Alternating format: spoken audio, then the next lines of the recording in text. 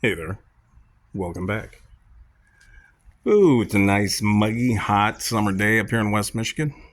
And topic I want to cover today is the migrant crisis, which everybody's aware of, I'm sure. If you watch this video, I'm sure you're aware of it.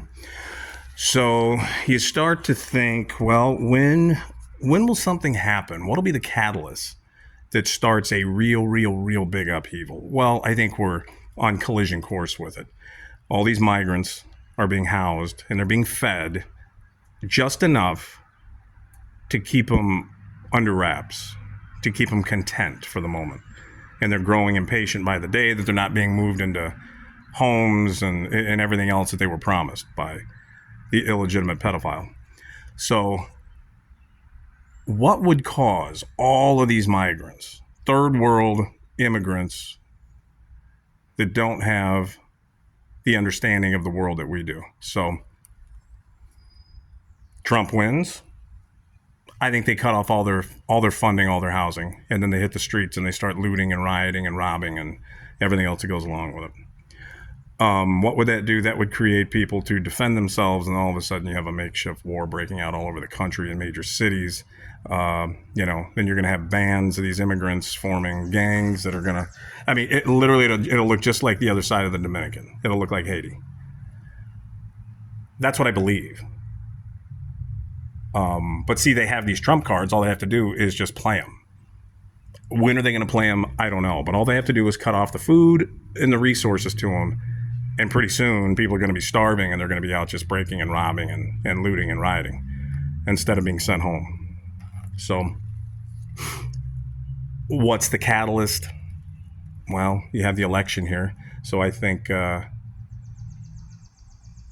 you got best case, worst case.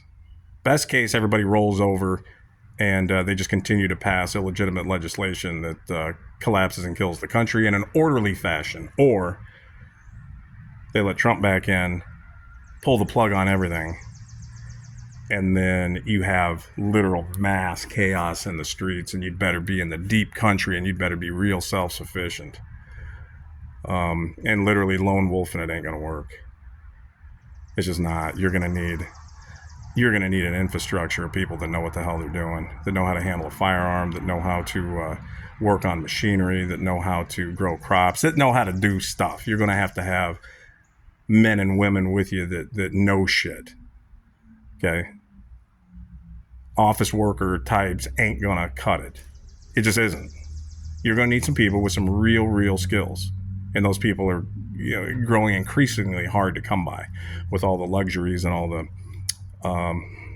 things we have today. You need something done. What do? You just hire it out. You Google it. Well, what happens when you can't Google it? What happens when you can't hire it out? What happens when the stores are closed? What happens when there's riots in your streets? Even mid-sized cities. I mean, we live near Grand Rapids, Michigan. It's a decent-sized city.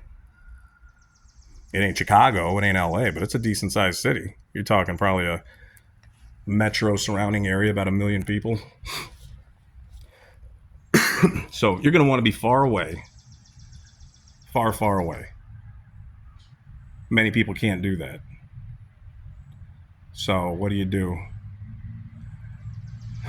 Man, if I lived in a city and I couldn't get out, I guess you could prepare yourself the best you can. And you're going to have, I mean, honestly, there's going to be roving bands of gangs, I would think, everywhere.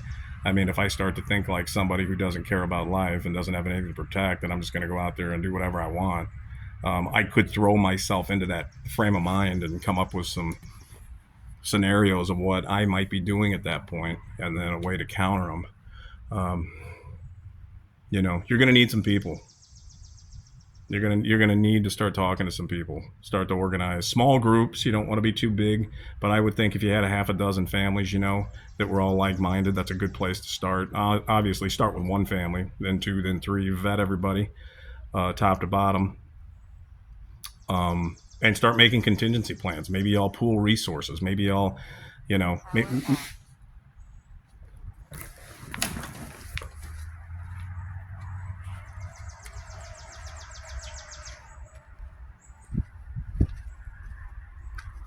But I heard something. So, anyways, So maybe a pool resource. Maybe maybe I'll go in on a property with some cabins on it. Make sure you got access to water. If your township ain't going to allow you to put a well in, well, you might have to hand tap something yourself and put something over top of it.